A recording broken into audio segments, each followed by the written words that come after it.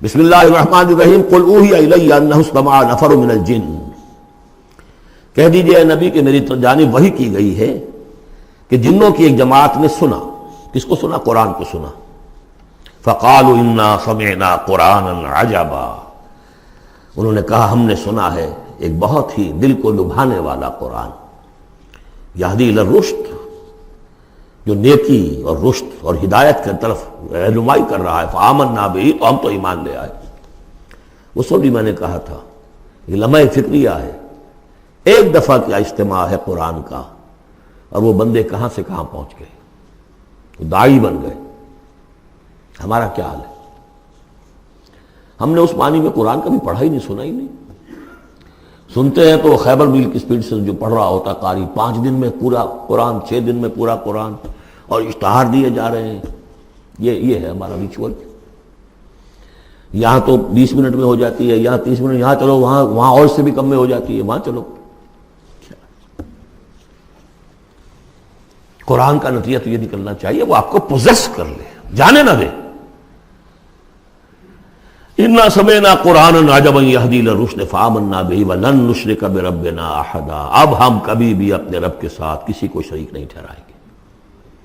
وانہ تعالی جد ربنا، اور یقیناً ہمارے رب کی عزت شان بہت بلند ہے۔ متخذ صاحبۃ ولا ولدا، اس نے نہیں اختیار کی نہ کوئی بیوی اور جورو نہ کوئی اولاد۔ وانہ کان یقول سفیہنا علی اللہ شططا، اور یقیناً ہمارا جو بے وقوف ہے بڑا، مراد یہاں پہ ہے وہی عزازیل، ابلیس، لعین، وہ چونکہ ہمارا ذرا بڑا بڑگر ہے، تو وہ جو کچھ کہتا رہا ہے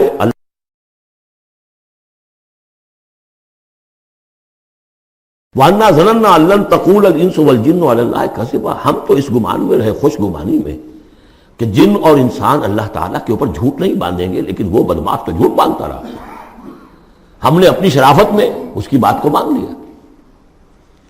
وَأَنَّهُ كَانَ رِجَالٌ مِّنَ الْإِنسِ يَعُوذُونَ بِرِجَالٍ مِّنَ الْجِنِّ فَزَادُوهُمْ رَهَقًا، اور یہ کہ جو انسانوں میں سے مرد ہیں وہ جنات کے مردوں میں کی حفاظت پکڑتے ہیں۔ یہ ہوتا تھا ان کا طریقہ، وہ سمجھتے تھے کہ بیابان میں جو ہے جنات رہتے ہیں اور وہ ان کے جو ہیں سردار بھی ہیں، تو اب راستے نے پڑاؤ ڈالا ہے جنگل میں، تو سب سے پہلے کہتے تھے کہ ہم اس جنگل کے، اس بیابان کے جنات کی ہم پناہ میں آتے ہیں۔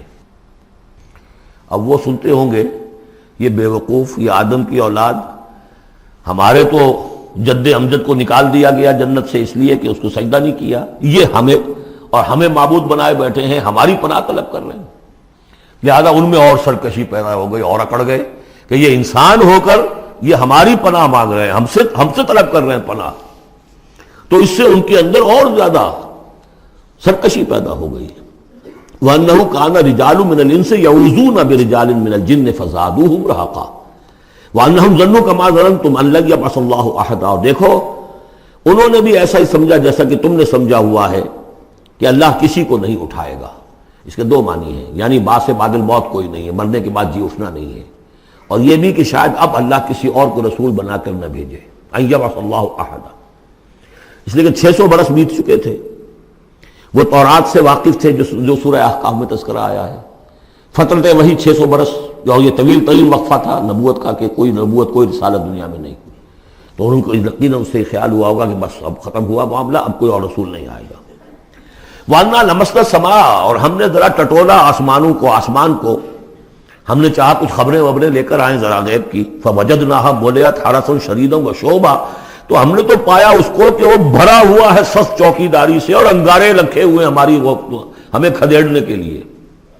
یعنی یہ کہ ہمیں معلوم ہو گیا کہ کوئی واقعی وقت ایسا ہے، کیونکہ یہ سارا انتظام خاص طور پر جب کہ وہی یہ نبوت آتی تھی تو اہتمام کر لیا جاتا تھا۔ عام حالات میں کوئی بات نہیں، روح اتر رہے ہیں فرشتے، اور یہ جو ہے یہ آگ سے بنے ہیں، وہ نوری ہیں یہ ناری ہیں، کچھ نہ کچھ ان سے یارانہ گانٹ کے کچھ نہ کچھ ان سے لے لیتے تھے، یا یہ کہ اچک لیا، من استرق سرقۃ، کسی نے کوئی چیز جو ہے کہیں سے لے لی۔ لیکن اب جو ہم نے دیکھا ہے آسمان کو، تو واقعی وہاں تو بڑے سخت پہرے لگے ہوئے، یعنی کوئی نہ کوئی وحی کا سلسلہ ہے اور نبوت آنی ہے، اور وہ نبوت ہمیں تو مل گئی، ہم جا کر سنائے کلام اور ہم ایمان لے آئے۔ وَأَنَّا لَمَسْنَا السَّمَاءَ فَوَجَدْنَاهَا مُلِئَتْ حَرَسًا شَدِيدًا وَشُهُبًا وَأَنَّا كُنَّا نَقْعُدُ مِنْهَا مَقَاعِدَ لِلسَّمْعِ اور ہم وہاں بیٹھا کرتے تھے، وہاں پہ گھاٹ میں بیٹھا کرتے تھے کچھ سنگل لینے کے لیے، مقاعد، مقعد، بیٹھنے کی جگہ، مورچہ جہاں پہ بیٹھا جائے، ہم وہاں پر اپنے ٹھکانوں میں بیٹھا کرتے تھے۔ فمن یستمع الان، لیکن اب اگر کسی نے کچھ سننے کی کوشش کی، یجد لہ شہابا رصدا، وہ پائے گا اپنے واسطے ایک انگارہ گھات میں، میزائل پیچھا کرے گا اس کا۔ وَأَنَّا لَا نَدْرِي أَشَرٌّ أُرِيدَ بِمَنْ فِي الْأَرْضِ أَوْ أَرَادَ بِهِمْ رَبُّهُمْ رَشَدًا۔ معلوم ہوتا بہت بڑے عالم تھے یہ، تورات کے جاننے والے، انہوں نے ایک ایسی عظیم بات کہی ہے یہ، ہمیں یہ معلوم نہیں کہ آیا زمین میں بسنے والے ان انسانوں کی کوئی شامت آ گئی ہے یا اللہ نے ان کے لیے کسی بھلائی کا ارادہ کیا ہے۔ رسالت آئے گی تو دو ہی نتیجے ہیں، یا تو کوئی عذاب آنے والا ہے اب، اس لیے کہ وما كنا معذبین حتی نبعث رسولا، یا تو کوئی بہت بڑے پیمانے پر انسانوں کی شامت آنے والی ہے، جیسے قوم نوح، قوم ہود، قوم صالح کا حشر ہوا تھا، وہ ویسا ہی حشر ہونے والا ہے۔ اللہ لا نظری، ہم نہیں جانتے، اشر ارید بمن فی الارض، زمین والوں کے لیے کسی شر کا فیصلہ کیا گیا ہے، ام اراد بہم ربہم رشدا، یا ان کے لیے ان کے رب نے بھلائی کا، خیر کا ارادہ کیا ہے۔ ظاہر بات ہے نبوت اور رسالت محمدی خیر پر منتج ہوئی۔ وَأَنَّا مِنَّا الصَّالِحُونَ وَمِنَّا دُونَ ذَلِكَ، اور دیکھو ہمارے اندر نیک بھی ہیں، جنات نیک بھی رہے ہیں اور دوسری طرح کے بھی ہیں، بد نہیں کہا، یہ ہے حکمت تبلیغ، بروں کو بھی برا نہ کہو، ہاں دوسری قسم کے بھی ہیں، نیک بھی ہے اور دوسری قسم کے بھی ہیں۔ کُنَّا طَرَائِقَ قِدَدًا، ہم تھے مختلف راستوں پر جو کہ ایک دوسرے سے پھٹے ہوئے تھے۔ یہ قددا جو آیا تھا نا، قدت قمیصہ، پھٹ جانا قمیص کا۔ وَأَنَّا ظَنَنَّا أَن لَّن نُّعْجِزَ اللَّهَ فِي الْأَرْضِ وَلَن نُّعْجِزَهُ هَرَبًا، اور ہم نے یہ جان لیا کہ ہم اللہ کو عاجز نہیں کر سکتے، ہرا نہیں سکتے، نہ زمین میں بھاگ کر، اور ہم کہیں بھاگ کر اور زمین میں اللہ کو شکست نہیں دے سکتے، اس کی پکڑ سے نکل نہیں سکتے۔ وَأَنَّا لَمَّا سَمِعْنَا الْهُدَىٰ آمَنَّا بِهِ، اور ہم نے تو جب وہ ہدایت سنی، الہدا سنا، اس کی استماع ہم نے کیا، ہم تو اس پر ایمان لے آئے۔ فَمَن يُؤْمِن بِرَبِّهِ فَلَا يَخَافُ بَخْسًا وَلَا رَهَقًا، تو جو کوئی بھی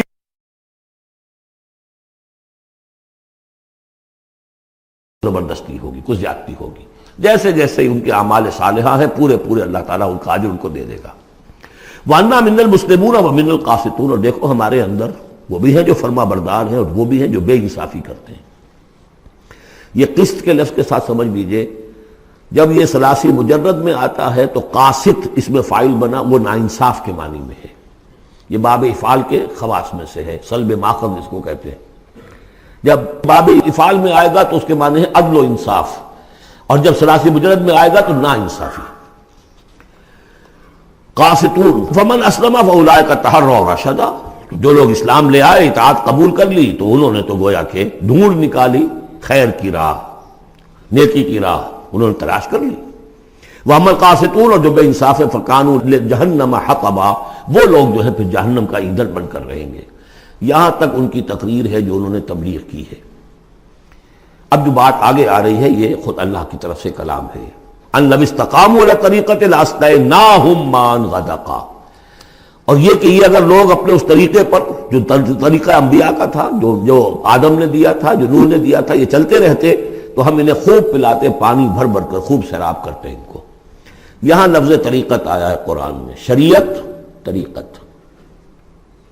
ثم جعلناک علی شریعۃ من الامر، شریعت اور یہ طریقت، دونوں کا مفہوم ایک ہے، طریقہ اور شریعت، لیکن یہ کہ اس کا استعمال ہو رہا ہے کہ شریعت سے مراد لی جاتی ہے جو دین کی کا قانون ہے، اس کے ظاہری پہلو، قانونی پہلو، اور طریقت اسی کے باطنی پہلو کا نام ہے کہ ایک نماز ہے، وضو کیسے کرو گے، کیا فرائض ہیں، کیا نوافل ہیں، کیا کام رہ گیا تو وضو نہیں ہوا، یہ شریعت بتائے گی، یہ آپ کو فقیہ بتائیں گے، یہ آپ کو مفتی حضرات بتائیں گے۔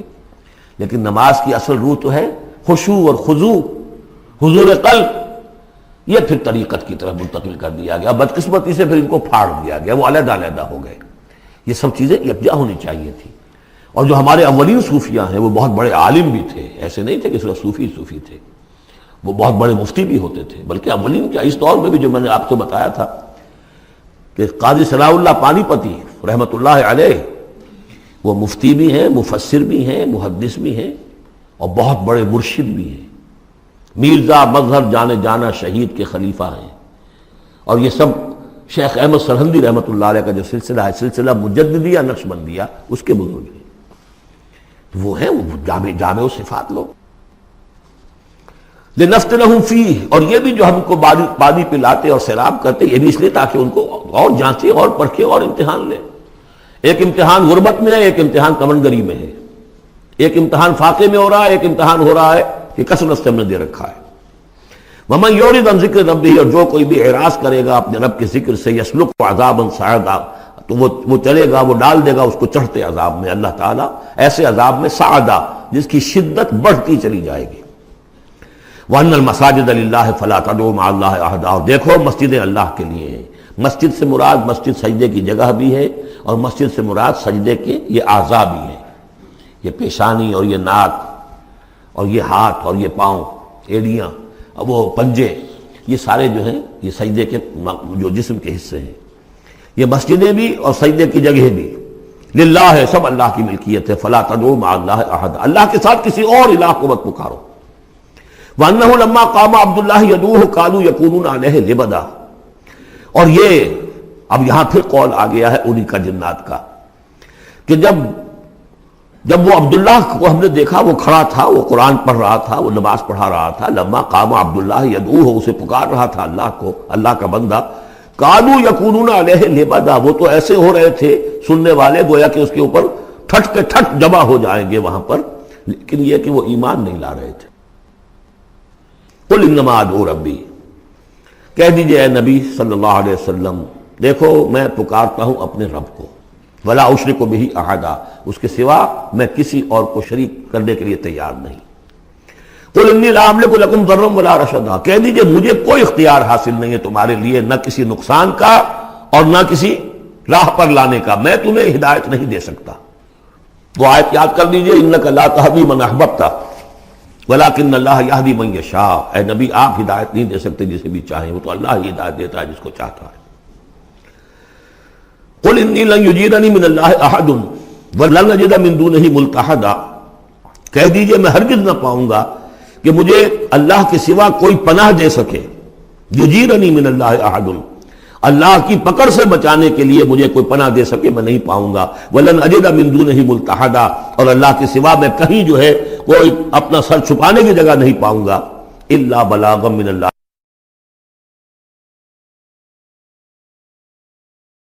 فریضہ سر انجام دوں.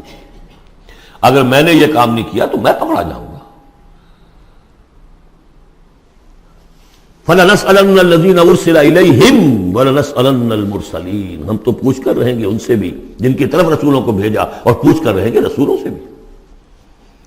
وَمَنْ يَعْصِ اللَّهَ وَرَسُولَهُ، جو کوئی بھی اللہ اور اس کے رسول کی نافرمانی کرے گا، فَإِنَّ لَهُ نَارَ جَهَنَّمَ خَالِدِينَ فِيهَا أَبَدًا، تو اس کے لیے تو پھر جہنم کی آگ ہے جس میں وہ ہمیشہ ہمیشہ رہے گا. حتیٰ اذا رأوا ما یوعدون، یہاں تک کہ جب وہ دیکھیں گے جس چیز کی انہیں دھمکی دی جا رہی ہے.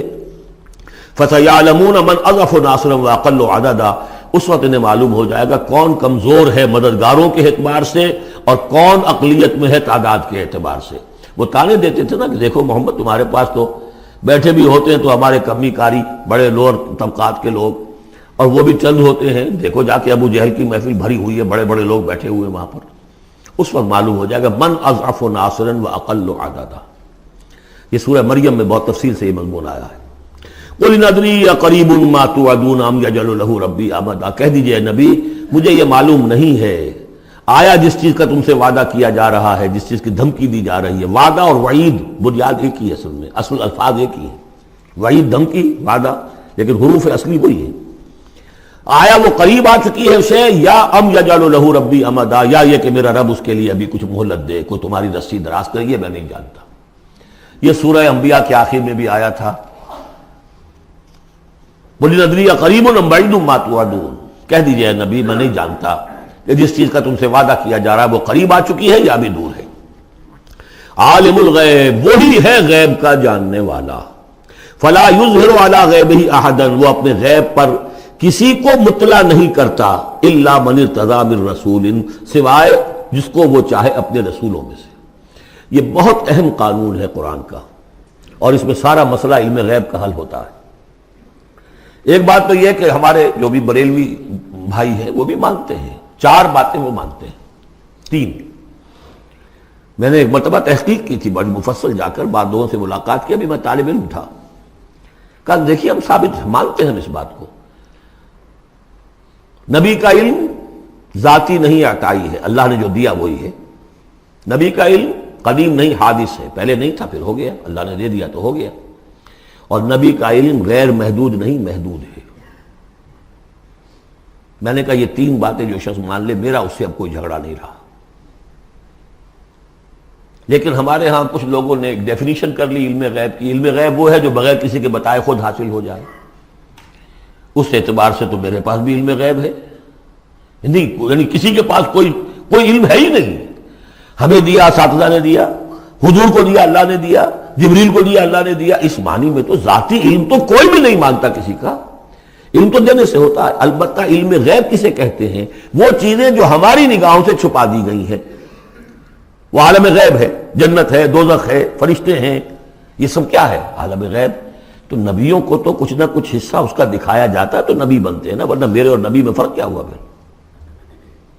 اگر میرا بھی علم وہی ہوتا ان السمع والبصر والفؤاد، تو میرے علم اور حضور کا بھی علم یہی ہوتا تو فرق کیا ہوا؟ حضور نے تو اس دوسرے علم کے اعتبار سے تو صاف کہہ دیا انتم عالم بامور دنیاکم. لیکن حضور کو معراج میں جنت دکھا دی، دوزخ دکھا دی. زمین پر رہتے ہوئے آپ نماز پڑھا رہے تھے، غالباً وہ جو کہ نماز پڑھائی جاتی ہے جبکہ بارش نہیں ہوتی، استسقاء کی نماز، اسی کے دوران اچانک ایک دفعہ آپ آگے بڑھے. لوگ حیران ہوئے کیا ہوا ہے، ایک دفعہ پیچھے ہٹے. لوگوں نے پوچھا بعد میں کہ حضور یہ نماز کا حصہ تھا، یعنی ہم بھی پھر صدا کیا کریں اس نماز کے اندر؟ فرمایا نہیں، اصل میں میرے سامنے جنت لے آئی گئی، اب بے اختیار میرا ہاتھ بڑھ گیا کہ میں اس کا پھل توڑ لوں، اور میرے سامنے اس کے بعد دوزخ لے آئی گئی اور اس کا جو بمکا آیا گرمی کا، اس سے میں بے اختیار پیچھے ہٹا. دنیا میں سیر کرا رہے ہیں، بہرحال یہ غیب ہی میں سے ہے. البتہ کل غیب یہ جو مانے اللہ نبی کے لیے وہ کافر ہے، اور وہ مانتے ہیں، بریلوی بھی مانتے ہیں. کل غیب کا کوئی سوال ہی نہیں. نبی کا علم محدود ہے، نبی کا علم حادث ہے، نبی کا علم عطائی ہے. تین باتیں مان لیجئے. باقی نبی کا علم کتنا تھا کتنا نہیں تھا، یہ میں کون ہوں ناپنے والا اور آپ کون ہیں ناپنے والے. دیا اللہ نے جو دیا، بتایا جو بتایا، اللہ اللہ اور خیر صلی اللہ. تو یہ عالم الغیب وہ ہے غیب کا جاننے والا. فلا یظہر علی غیبہ احدا، تو وہ نہیں مطلع کرتا اپنے غیب پر کسی کو. ہاں الا من ارتضی بالرسول، سوائے اپنے رسولوں کے. کذالک نری ابراہیم ملکوت السماوات والارض، ہم نہیں پڑھ چکے؟ ابراہیم کو بھی ملکوت دکھائے، حضور کو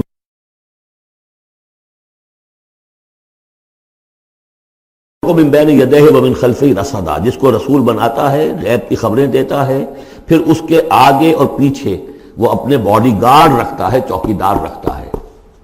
یسلک من بین یدیہ، اس کے سامنے بھی، ومن خلفہ، پیچھے سے بھی چوکیدار، حفاظت کرنے والے. لیعلم ان قد ابلغوا رسالات ربہم، تاکہ یہ بات بالکل واضح ہو جائے کہ انہوں نے واقعتاً اپنے رب کے پیغامات پہنچانے کا حق ادا کر دیا. جیسا کہ حضور نے پوچھ کر جواب لیا تھا، انا نشہد انک قد بلغت الرسالۃ وادیت الامانۃ وکشفت الغمۃ ونصحت الامۃ، ہم گواہ ہیں حضور. واحاط بما لدیہم، اور اللہ تعالیٰ جو کچھ ان کے پاس ہے سامنے سب کا احاطہ کیے ہوئے ہے.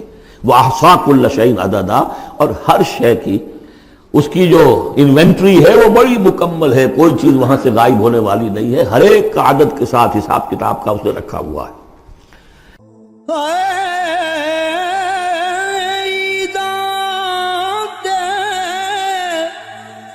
شب رات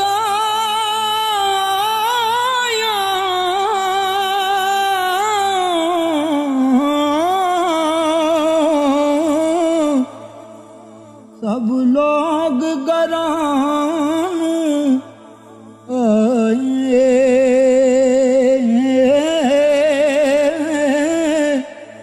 او نہیں آئے او پرت محمد جو آپ ہتھیں دفنائے.